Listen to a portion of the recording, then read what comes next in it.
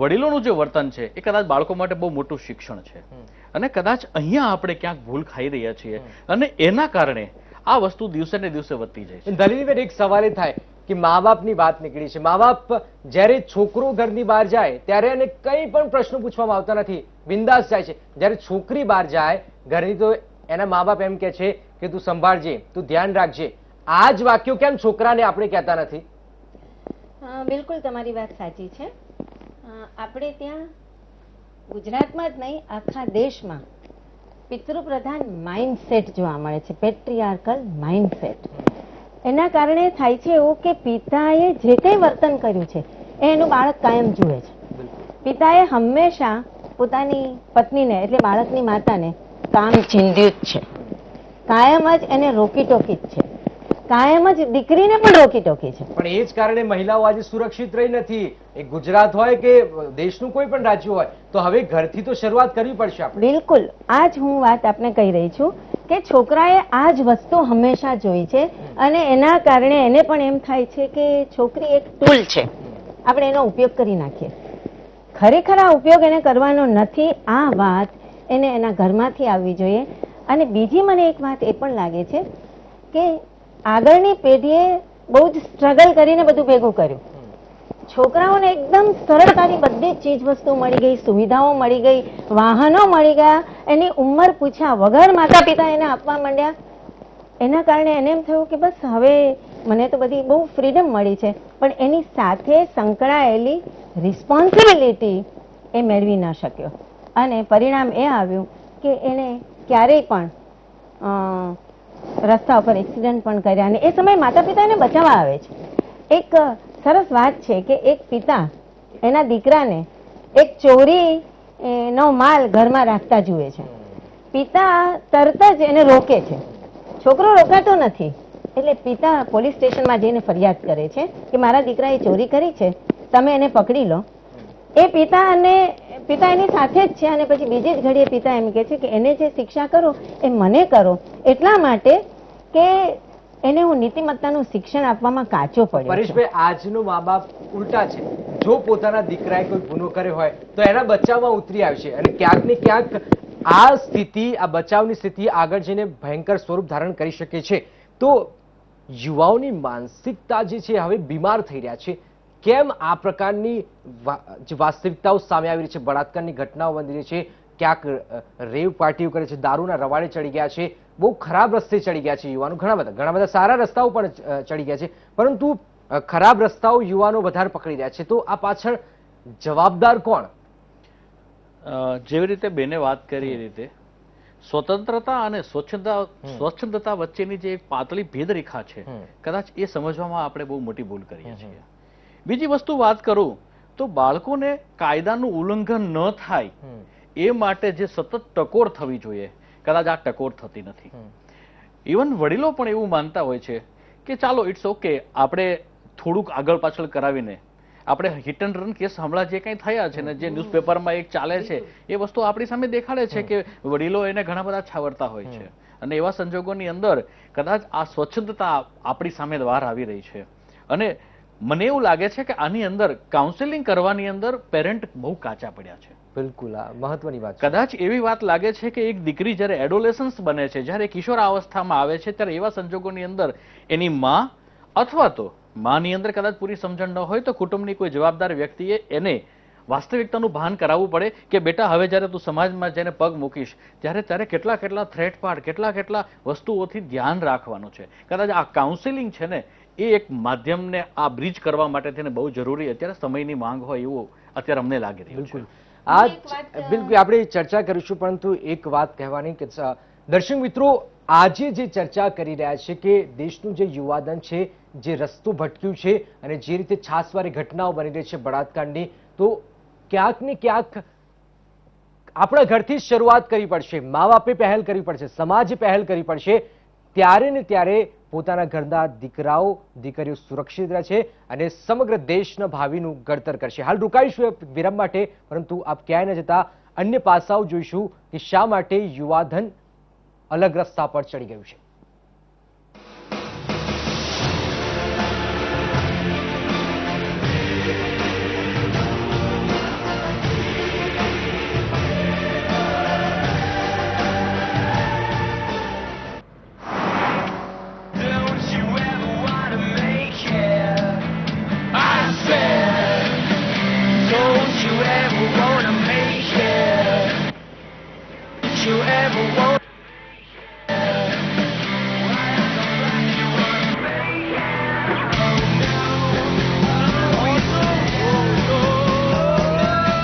Enjoy the drive. Enjoy the engineering. Volkswagen, das Auto. Silk protein extract અને સર્વોત્તમ પરફ્યુમ્સની સાથે luck એવી મહેકતી કોમળ ત્વચા કે સ્પર્શા વિના રહી ન શકાય. रूप तेरा मस्ताना प्यार मेरा दीवाना कोई हमसे ना આકર્ષણ વધતું જ જાય, બસ થોડો જ લક્સ. खा ले बेटा, अच्छी लगी? बेकार। हाँ? अंकल ये क्या है? आलू पराठा. अरे इसमें तो बटर ही नहीं है. डाला है जी. मैं मम्मी वाली बात नहीं है. मैम वही पीले वाला असली बटर जैसा. हर पीली चीज बटर नहीं होती है. अटर पटर सब्स्टिट्यूट डाल दिया और बटर कहते हो? असली बटर में दूध मलाई होती है और अटर पटर में अटर पटर होता है अंकल. जिसमें दूध मलाई नहीं वो बटर नहीं. अमूल बटर, असली बटर. आप भी पूछिए. अटर पटर है कि असली अमूल बटर है? દરેક આંખમાં એક સપનું હોય છે, દરેક પાંખમાં એક ઉડાન. દરેક બાળકના સપનાની ઉડાન ભરવા ગુજરાત સરકારે આપેલી પાંખો એટલે શાળા પ્રવેશોત્સવ. આવનાર જમાનો શિક્ષિત લોકોનો છે. તમારા બાળકને જમાના સાથે ઊભો રહી શકે તેવો બનાવો. શિક્ષણ અનિવાર્ય છે. તમારા બાળકને સુંદર ભવિષ્યની ભેટ આપો. શાળામાં પ્રવેશ અપાવો. સફળ ભવિષ્ય શિક્ષણ થકી.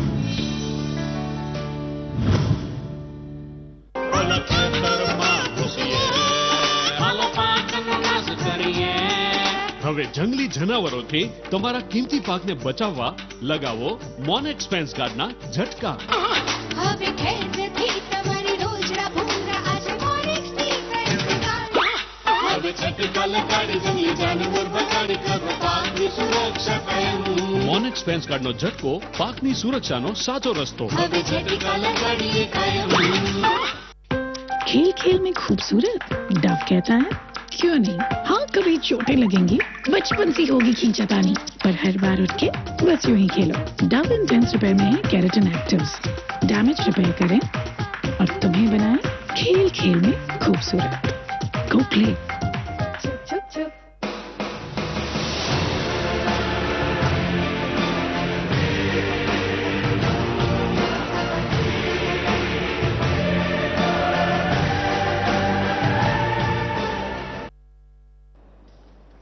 આ દેશના યુવાઓને થયું છે શું? રોજબરોજ બળાત્કારનો કેસ સામે આવી રહ્યો છે. ઝઘડિયાનો કિસ્સો હોય કે પછી અમદાવાદના સોલા વિસ્તારમાં 5 વર્ષની બાળકી પર અમાનુષી બળાત્કાર અને તેની નિર્મમ હત્યાની ઘટનાએ સમાજને એક વરવી વાસ્તવિકતા છતી કરી છે. અમારી સાથે એક્સપર્ટ છે નલિનીબેન. એક સવાલ એ થાય કે જ્યારે જ્યારે બળાત્કાર થતા હોય છે ત્યારે એમ કહે છે કે ભાઈ સખ્તમાં સખ્ત સજા આપવામાં આવશે, પરંતુ સજાનું જે છે કાયદામાં જે આયોજન છે પ્લાન, સજાથી જે બળાત્કારીઓ છે એ ગભરાતા નથી. એ તો સ્પષ્ટ બાબત છે. તો કાયદો છે તો એને સખ્ત કરવાની જરૂર છે ખરી, અને સખ્ત થાય તો એને અમલ જલ્દી થાય એની જરૂર છે. તો ક્યાંક ને ક્યાંક લોકોમાં પણ એક ગભરાટ આવશે. બિલકુલ સાચી વાત છે. ફાસ્ટ ટ્રેક થી બધા જ કાયદાનો અમલ થવો જોઈએ. આ વાત વારંવાર ચર્ચાય છે, પણ જેટલી ચર્ચાય છે એટલી અમલમાં આવતી નથી. અને એના કારણે જેણે ગુનો કર્યો છે ખરેખર એની હિંમત વધી જાય છે, અને જે સફરર છે એને ન્યાય મળતો નથી, એટલે વધારે ને વધારે સફર કર્યા કરે છે. પરિણામ એ આવે છે કે માતા પિતાને એમ જ થાય છે કે દીકરીને બચાવવી પડે એટલે એને એ શિખામણ આપ્યા કરે. સગીર વયની દીકરી હોય એના ઉપર બધા જ પ્રકારના વોચ હોય, એને કંટ્રોલ કરવામાં આવે. હું અહીંયા એવું કહીશ કે આ આખી પ્રોસેસ બંનેને માટે હોવી જોઈએ. દીકરો પણ જ્યારે પુખ્ત બનવા તરફ આગળ વધી રહ્યો છે, સગીર છે, તરુણ છે, ત્યારે એને પણ કહેવું પડે કે આપણા અધિકાર ક્ષેત્રમાં નથી એ આપણું નથી. દાખલા તરીકે એક ઉપવાસ કરવાનો છે તો એવું શીખવવામાં આવે છે કે અનાજનું નથી ખાવાનું એટલે નથી જ ખાવાનું. તો 1000 વાનગી આપણી સામે હોય, કોઈ જ હાજર ન હોય, આમ છતાં પણ આપણે એને અડતા નથી. આની સાથે એ પણ શીખવવું પડે કે ગમે એવા ટૂંકા વસ્ત્રો પહેરેલી છોકરી પણ સામે હોય પણ એના ઉપર મારો અધિકાર નથી તો મારે એની સામે જોવાનું નથી. પણ આ વસ્તુ શીખવવામાં માતા પિતા પણ કશેક કાચા પડે છે અને શિક્ષણ પણ કશેક કાચું પડે છે, કારણ કે શિક્ષણ તો ડિગ્રી લક્ષી થઈ ગયું છે. પરેશભાઈ, તું સગીરની જે વ્યાખ્યા છે બદલવાની જરૂર છે ખરી? કદાચ આનો જવાબ હા છે. કારણ કે અત્યારે એમાઉન્ટ ઓફ મેચ્યોરિટી જે અત્યારે બાળકોમાં બતાય છે, તો જો સગીરની આપણે સામાન્ય કાયદાકીય વ્યાખ્યા 18 વર્ષની છે, જેને 18 વર્ષ પહોંચ્યા પછી સ્ત્રીઓને લગ્નનો પણ અધિકાર મળે છે, ઇવન મત અધિકાર પણ એને પ્રાપ્ત થાય છે, ડ્રાઇવિંગ લાયસન્સનો અધિકાર પણ પ્રાપ્ત થાય છે. પરંતુ કદાચ આ વસ્તુને આપણે ફરી વખત એકવાર રીડિઝાઇન થવી જોઈએ. કારણ કે અત્યારે તમને મેચ્યોરિટી, અને એમાં ખાસ કરીને જે આ સેક્સ્યુઅલ મેચ્યોરિટી છે એ કદાચ 14-15 વર્ષે તમને જોવા મળતી હોય છે. છોકરીને ખબર હોય છે કે હું છોકરી છું, 15 વર્ષના છોકરાને ખબર હોય છે કે હું છોકરો છું, હું યુવાન છું. તો આ સંજોગોની અંદર મને એમ લાગે છે કે કદાચ જો આપણે આને રીડિઝાઇન કરીએ અને રીડિફાઇન કરીએ, કોઈ તજજ્ઞો પાસે આ વાતને મુદ્દા સાથે મૂકીને કરીએ, તો કદાચ, અને આનું એક સોલ્યુશન એ પણ હોઈ શકે, પ્રાથમિક શાળાઓ, ભારત છે ને ભારત, એ એની 40-50% વસ્તી હજી પણ ગામડાઓમાં પ્રાથમિક શિક્ષણ લઈને શહેર તરફ આવતું હોય છે. અને એવા સંજોગોની અંદર આ પ્રકારનું શિક્ષણ પાયાથી જોઈને આપવામાં આવે, દરેકે દરેક પ્રાઇમરી સ્કૂલની અંદર એને સમજણ આપવામાં આવે, એને ડિફરન્શિએટ કરવામાં આવે, તો કદાચ વધારે સારા પરિણામો આપણે પ્રાપ્ત કરી શકીએ. યુવા માનસમાં જે બદલાવ આવ્યો છે એ શા માટે આવ્યો છે? એની પાછળનું કારણ બે છે. સૌથી પહેલી વાત તો એ છે કે અમુક યુવાનો જે અંદરથી ડિઝાયર છે, એમ્બિશન છે, અને એ એમ્બિશનને પૂરી કરવા માટે થઈને કાં સારા રસ્તે જશે અને કદાચ શોર્ટકટ પણ અપનાવી લેશે. અને બીજી એક વસ્તુ છે કે એક એમ્બિશન છે કે જે મારે પૂરી કરવી છે, અને અધરવાઇઝ દેખાદેખી છે કે મારા પાડોશીનો છોકરો કાર લઈને જાય છે તો પપ્પા મારે કાર જોઈએ છે. એ વખતે પેરેન્ટની જવાબદારી બને. ફરીને વાત ત્યાં જ આવશે, the most and first responsibility it counts for the parents. કારણ કે બાળક પાસે મેક્સિમમ સમય આ અવસ્થાની અંદર એના માતા પિતા હોય છે. નલિનીબેન, મેં શરૂઆતમાં કીધું કે વિક્ટર હુગે એમ કીધું કે એક સ્કૂલ ખુલશે તો 100 જેલ બંધ થશે, પરંતુ આજની જે શાળાઓ છે હવે જેલ જેવી લાગી રહી છે. તો પહેલ કોણ કરશે સારા નાગરિકો બનાવવાની? શાળા કરશે, સમાજ કરશે કે ફેમિલી કરશે? શરૂઆત તો કોઈકે તો કરવી પડશે હવે. બિલકુલ, આની પાછળ આખી સોશિયલાઇઝેશન પ્રોસેસ જવાબદાર છે. સોશિયલાઇઝેશન કરનાર મુખ્યત્વે મારી દ્રષ્ટિએ 4 પરિબળો કહેવાય. પહેલું ફેમિલી, અને પછી તરત જ આવે છે આજુબાજુનો પડોશ અને મિત્રો. મિત્રો જ્યાં સૌથી વધારે મળે ત્યાં શાળા, અને સૌથી છેલ્લે અત્યારે સૌથી વધારે ઇફેક્ટિવ બની ગયું છે એ પરિબળ છે મીડિયા, માસ મીડિયા. એ પછી ન્યૂઝપેપર પણ હોઈ શકે, અને 10x10ની રૂમમાં બેસીને ટેલિવિઝન જોતું બાળક, એ ટેલિવિઝનની અંદર એવો વિવેક નથી કે કયા પ્રોગ્રામ કયા વયના માટે આપવાના છે. મીડિયાની વાત થઈ છે તો મીડિયા સકારાત્મક બાબતો પણ ઘણી બધી આપે છે, તો સકારાત્મક ઉપર નકારાત્મક વધારે હાવી થઈ ગયું છે? કદાચ આ ઉંમરમાં આપણે હા બોલી શકીએ. તમને એક સામાન્ય વાત કરું કે દુનિયામાં જેટલું પણ સારું પ્રાપ્ત કરવાનું છે એ કરવા માટે મહેનત કરવી પડતી હોય છે, અને જે કોઈ અનિષ્ટ છે એ કુદરતી રીતે આવી જતું હોય છે. બિલકુલ. તો એવા સંજોગોની અંદર ઇઝીલી મળી શકતું હોય છે, અને ઇઝીલી મળે એવા હેતુથી બાળક ફેસબુકના માધ્યમથી સારું અપલોડ થતું હોય અને જોતા હોય તો બહુ આનંદની વાત છે, પરંતુ વાસ્તવિકતા કંઈક અલગ છે. રિયલ આઈડિયોલોજી, એટલે રિયાલિટી અને આઈડિયોલોજી વચ્ચે બહુ મોટો ગાળો છે. રિયાલિટી કંઈક અલગ છે, આઈડિયોલોજી કંઈક અલગ છે. આ વચ્ચેનો ફાસલો આપણે જેટલો કમ કરી શકશું, જેટલો ઓછો કરી શકશું, કદાચ આપણને વધારે સકારાત્મક પરિણામો આની અંદર મળશે. બિલકુલ. અને જે બાળકો છે જે સ્કૂલમાં ભણી રહ્યા છે, આજે મા બાપ એને મોબાઈલ પણ આપી દે છે, અને કદાચ જે બાળકો હોય છે 24 કલાક ફેસબુક અને યુટ્યુબ ઉપર આજે મંડ્યા રહેતા હોય, તો એ નકારાત્મક અસર ત્યાંથી પણ કદાચ આવી રહી છે. સકારાત્મક બાબત એ પણ છે ફેસબુકની અને યુટ્યુબની, સારી માહિતી મળી શકે છે, પરંતુ સતત એના ઉપર ઓબ્ઝર્વ કરવું એ પણ નકારાત્મક તરફ લઈ જાય છે. ગંભીર ગુનાઓમાં યુવાઓ સંકળાયા છે, અને યુવાઓ દેશનું રત્ન છે, તો આ રત્ન સારું કામ કરે, દેશને સારી દિશા બતાવે, તેના વિશે ચર્ચા કરીશું. એક વિરામ બાદ આપ જોતા રહો વીટીવી.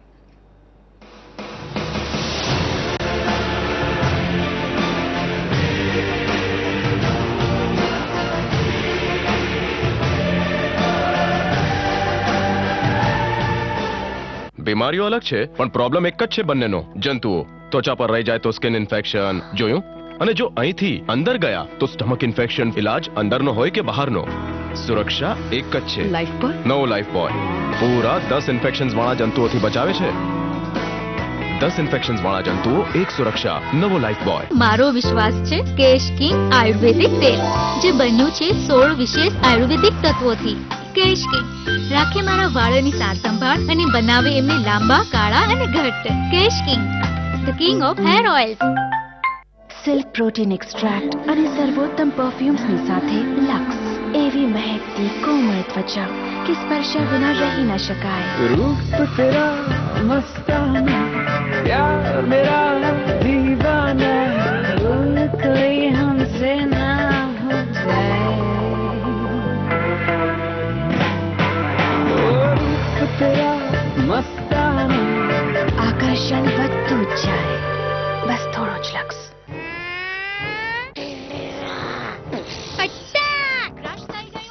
જંતુઓ પર એટેક હવે એક નહીં 2 થશે. પેપ્સોડેન્ટ સાથે લાઈફ બોય ફ્રી.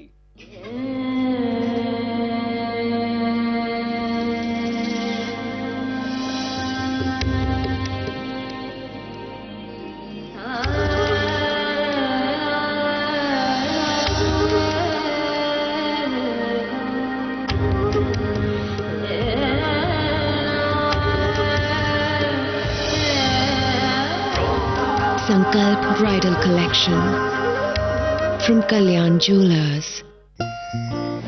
अब पाइए 3 ब्रीज साबुन के साथ 1 ब्रीज साबुन फ्री.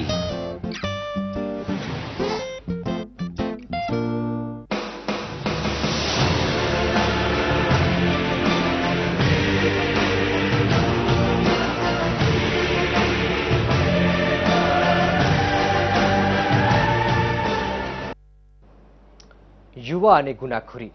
પરેશભાઈ, કદાચ હું ખોટું ના કહેતો હોય તો તમે હોય, નલિનીબેન હોય કે પછી મારા ફાધર ખુદ હોય, જ્યારે શિક્ષણ લેતા હતા ત્યારે જ્યારે શિક્ષક એમને મારતા હતા તો પણ એ સ્વીકારી લેતા હતા. એમને કદાચ મુર્ગો બનાવ્યો તો પણ એ સ્વીકાર લેતા. પરંતુ આજના જે વિદ્યાર્થીઓ છે એમને સ્લાઇડ થોડી સજા આપવામાં આવે તો વાલીઓ હોબાળો કરી નાખતા હોય છે. તો આવી સ્થિતિમાં હવે સ્થિતિ બદલાઈ છે, તો આવી સ્થિતિમાં શું કરવું જોઈએ હવે? જનકભાઈ, તમે કદાચ આ આપણા સમાજની એક દુઃખતી નસ ઉપર પગ મૂક્યો છે, હાથ મૂક્યો છે. તમારી વાત બહુ સાચી છે. એક શિક્ષકના સંતાન તરીકે મને એ ગર્વથી કહેવું જોઈએ કે પહેલાના સમયની અંદર શિક્ષા એ બાળકના સારા માટે થતી હતી એવી સમજણ પેરેન્ટ્સમાં હતી, સ્વીકારી લેતા હતા. અત્યારે ઓવર પ્રોટેક્શન, બાળકને ઓવર પ્રોટેક્શન આપવામાં આવે છે. બાળકને જીવનમાં સંઘર્ષ શીખડાવવામાં આવતો નથી. કદાચ શાળાની અંદર જૂના અમે જે ગામડાઓમાં ભણીને બહાર આવ્યા છીએ તો એ ગામડાની શાળાઓમાં શિક્ષણની અંદર જ શિક્ષા એક એનો ભાગ હતો. કદાચ ડિસિપ્લિન ન હોય તો એ ડિસિપ્લિન લાવવા માટે તેને શિક્ષા જરૂરી. ચાણક્યએ પણ કીધેલું છે, આપણે બધા સમજીએ છીએ કે શિક્ષા એ રાજ કરવા માટે, કોઈ પણ વસ્તુને એક્ઝિક્યુટ કરવા માટે ખૂબ જરૂરી બનતી હોય છે. અત્યારે જે ઓવર પ્રોટેક્શન છે તો કદાચ મારે પેરેન્ટ્સને એક વાત કહેવાનું ચોક્કસ થાય કે તમારા સંતાનને કોઈ શિક્ષા કરવામાં આવી હોય તો કોઈ શિક્ષક પાગલ નથી. એ ચોક્કસ બાળકના સારા માટે થઈને જ એને શિક્ષા કરતો હોય છે. અને કદાચ બાળક તમારી પાસે ફરિયાદ લઈને આવે તો બાળકનો પક્ષ નહીં લેતા. મને એમ લાગે છે કે કદાચ શિક્ષકનો પક્ષ લેવો અત્યારે સમયની માંગ છે, નહીતર બાળક હાથમાંથી જવાની તૈયારી રાખવી પડશે. નલિનીબેન, આવી સ્થિતિમાં કાયદો તો કાયદાની રીતે કામ કરે છે, પરંતુ એવો સખત કાયદો શું હોવો જેનાથી સમાજમાં એક ઉદાહરણ પૂરું પાડી શકાય? કાયદો જ્યારે બને છે ને ત્યારે એના અમલના ઘણા બધા પ્રશ્નો ઉભા થતા હોય છે. એક વ્યક્તિ જ્યારે પકડાય અને કાયદાથી એની સાથે કામ કરવાનું હોય છે ત્યારે એની છટકબારી પણ ઘણી હોય અને અમલ તો ગુનો થયા પછી ઘણા સમય પછી થાય છે, આપણે જાણીએ છીએ. એટલે સૌથી વધારે વાત, કોઈ પણ ચીજ આપો બાળકને વાપરવા માટે અથવા તો એને શિક્ષા પણ કરો ત્યારે બરાબર એ બાબતની સ્પષ્ટતા હોવી જોઈએ જે શિક્ષા કરે છે એના મનમાં પણ કે પોતે સાચી શિક્ષા કરી છે, કોઈ ગ્રજ રાખીને શિક્ષા કરી નથી. અને શિક્ષા એ જ કરી શકે કે જે ખરેખર પ્રેમ કરતું હોય. આપણે ત્યાં અગાઉ અમે નાના હતા ત્યારે ચોક્કસ કહેવામાં આવતું હતું કે સોટી વાગે સમસમ અને વિદ્યા આવે રમઝમ.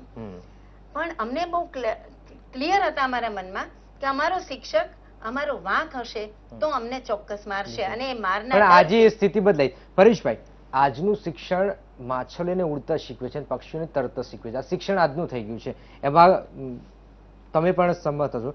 પરંતુ એવો એક તાલીમનો એક હિસ્સો ના હોઈ શકે કે વિદ્યાર્થીઓને એક સારા નાગરિક બનાવી શકાય? કારણ કે ના કોઈ વિદ્યાર્થી મેદાન પર જઈને રમે છે, 4 દિવાલની અંદર જે શિક્ષણ મેળવે છે અને પાસ થાય છે. જનકભાઈ, વાત સાચી છે તમારી. બાળકોને મને એમ લાગે છે કે અત્યારની જે આપણી શિક્ષણ વ્યવસ્થા છે, આપણે એવો દાવો કરીએ છીએ કે શિક્ષણ વ્યવસ્થા બદલાણી છે. શિક્ષણ વ્યવસ્થા નથી બદલાણી, માત્ર પરીક્ષા પદ્ધતિ બદલાણી છે. તમે પહેલાના પરીક્ષા પદ્ધતિ અને અત્યારની પરીક્ષા પદ્ધતિ વચ્ચે તમે જોશો તો ઘણો ફરક છે. શિક્ષણ વ્યવસ્થામાં એ જ છે. બાળકોની સામે સર, બાળકને કોઈ પણ પ્રકારના જ્ઞાનવર્ધક વાતોમાં રસ નથી, એની સામે ડેમોન્સ્ટ્રેશન કરીને બતાવવું પડતું હોય છે. આજે મનુભાઈ પંચોળી સણસરાની અંદર જો ખાદી પહેરતા હોય તો એના વિદ્યાર્થીઓ ચોક્કસ પહેરે, કદાચ આજીવન પહેરે. શું મારા સમાજનો એ શિક્ષક એ રોલ મોડેલિંગ કરવા, એ ડેમોન્સ્ટ્રેશન કરવા માટે અમે કોર્પોરેટ ટ્રેનિંગમાં પણ એક આ વસ્તુને ખૂબ જ પ્રાધાન્ય આપતા હોઈએ છીએ. રોલ પ્લે થવો જોઈએ સાહેબ. અને આ રોલ પ્લે જો થશે તો બાળકોની સામે લાઈવ ડેમોન્સ્ટ્રેશનથી કદાચ એના વિચારોની અંદર આપણે એક બીજનું વાવેતર કરી શકીશું. દલીલ, શિક્ષણની જે પ્રથા છે એમાં તાલીમનો એક હિસ્સો હોવો જોઈએ કે આપણે સારા નાગરિક બનાવી શકીએ? આ પણ એક આપ માનો છો કે હોવું જોઈએ? બિલકુલ જ હોવું જોઈએ. નાગરિક શાસ્ત્ર ભણાવવામાં આવે છે. નાગરિકોની ફરજો છોકરાઓએ એકદમ કડકડાટ મોઢે કરી હોય છે, પણ એ ખરેખર ફરજનું પાલન કરે છે કે નહીં એ તરફ ખાસ બહુ દ્રષ્ટિ રાખવામાં આવતી નથી. એક વખત એક વિદ્યાર્થીને નાગરિક શાસ્ત્રમાં નું પેપર પૂરું થયું, 100 માંથી 100 માર્ક્સ આવશે એવું એનું પ્રિઝમ્પશન હતું. 0 માર્ક્સ આવ્યા. એક દર્શક મિત્ર વીટીવીના છે, એમને એક કોલ આવ્યો હતો કે ઘટનાઓ આવી બહુ બધી, મહિલાઓ સુરક્ષિત નથી રહી હવે, તો સંસ્થાઓ, સામાજિક સંસ્થાઓ, હેલ્પલાઇન, આ સામાજિક સંસ્થાઓ પહેલા તો શું કરી રહી છે આ મામલે? સામાજિક સંસ્થાઓને જ્યારે જ્યારે આ પ્રકારની ખબર પડે છે અને હેલ્પ માંગવા માટે પીડિતાઓ આવે છે તો ચોક્કસ જ એને હેલ્પ મળે છે. એનું કાઉન્સેલિંગ પણ કરવામાં આવે છે. એનું તો કરવામાં આવે છે, પણ જેનાથી એને પીડા ઊભી થઈ છે એવી વ્યક્તિને પણ બોલાવવાનો પ્રયત્ન થાય છે અને એનું પણ કાઉન્સેલિંગ કોઈ રાજ્યમાં કોઈ હેલ્પલાઇન છે? અને હેલ્પલાઇન હોય તો એનો નંબર હોય તો આપ દર્શક મિત્રોને જણાવી શકો છો. હા, હેલ્પલાઇન છે સ્ટેટ કમિશન ફોર વિમેનની. આખી 24 કલાક કાર્યરત છે. 24 કલાકની છે. મને અત્યારે નંબર બિલકુલ મોઢે નથી, પણ એ મેળવી શકાશે. સ્ટેટ કમિશન ફોર વિમેનમાં આ હેલ્પલાઇન ચાલી જ રહી છે અને NCW એટલે national commission four women through એને આ ઝડપી ન્યાય મળી શકે છે. હા, ન્યાય ઝડપી મળે છે કે નહીં એ હું નહીં કહી શકું, પણ પીડિતાને સાંભળવામાં આવે છે અને એને જેનાથી પીડા થઈ છે એ વ્યક્તિને બોલાવીને સોશિયલાઇઝ કરવાનો પ્રયત્ન ચોક્કસ થાય છે.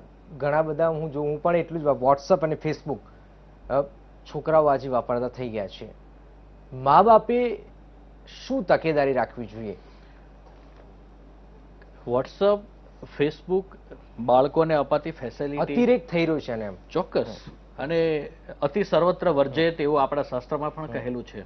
પરંતુ આનું જો આપણે રૂટ કોઝ સુધી જવું હોય, કદાચ તમે તમારા બાળકોને આ ફેસિલિટી આપો છો તો સૌથી અગત્યનો એક સંદેશો આપવાનું મન ચોક્કસ થાય. ટ્રસ્ટ કરો, પણ એ ટ્રસ્ટને વેરીફાઈ પણ કરો. બિલકુલ. ટ્રસ્ટ બે પ્રકારના હોય છે. એક બ્લાઇન્ડ ટ્રસ્ટ, આપણને વિશ્વાસ હોય કે મારું સંતાન એટલે 100 ટચનું સોનું, એ કદાચ ઓવર કોન્ફિડન્સ છે. બીજી વસ્તુ છે ટ્રસ્ટ કરો છો પરંતુ એને વેરીફાઈ કરતા રહ્યો. રાતના સમયે ક્યારેક તમારો દીકરો, તમારી દીકરી વોટ્સઅપમાં કયા ફ્રેન્ડ સાથે શું ચેટ કરે છે, અધિકારથી માગો, કશું જ ખરાબ નથી. બંનેને આપણે સમય છે, બંનેનો ખૂબ ખૂબ આભાર આટલી રોચક માહિતી કરવા બદલ. અને ખાસ કરીને દર્શક મિત્રો, આજે આ મુદ્દા પર ચર્ચા કરવાનો એ હેતુ છે કે હવે સમાજે જાગવાની જરૂર છે, શાળાઓએ જાગવાની જરૂર છે, શિક્ષકોએ જાગવાની જરૂર છે અને ખાસ કરીને મા બાપે તો જાગવાની જરૂર છે કે પોતાના દીકરા દીકરીને આ વિશે જ્ઞાન આપે. આવતીકાલે ફરી એક નવા વિષય સાથે મળીશું. ત્યાં સુધી રજા આપશો અને આપ જોતા રહો વીટીવી.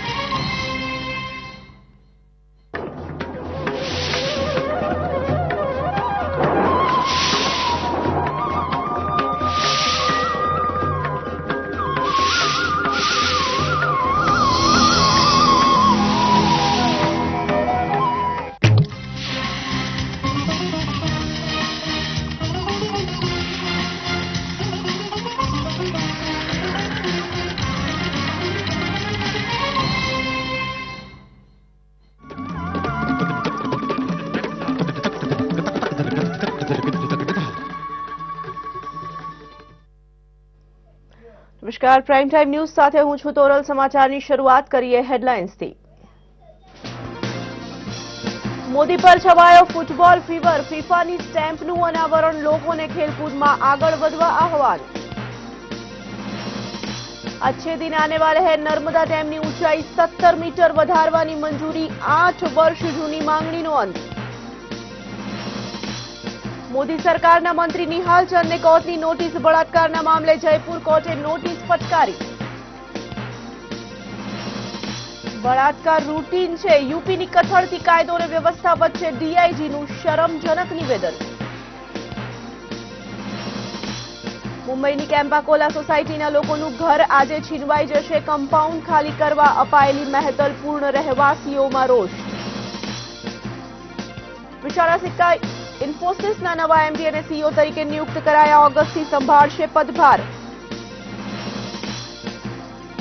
રમતોના રાજા ફૂટબોલ વર્લ્ડ કપની આજથી શરૂઆત. 1 મહિના સુધી રસિકોમાં ફૂટબોલ ફીવર રહેશે.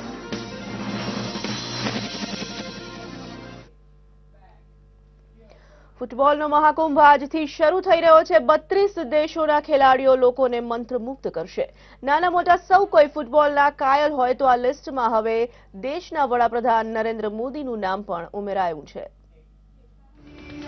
ફૂટબોલને નિયંત્રિત અને પ્રમોટ કરતી ફીફા સંસ્થા વિશ્વકપનું આયોજન કરે છે.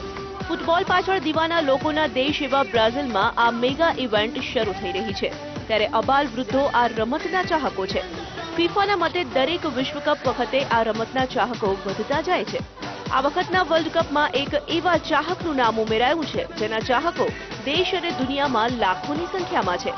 જી હા, આ એવા ખેલાડી છે જેણે વિશ્વની સૌથી મોટી લોકશાહીમાં તમામ પક્ષોને પરાસ્ત કર્યા અને 282 ગોલ એટલે કે બેઠકો મેળવીને સત્તાનશીન થયા છે.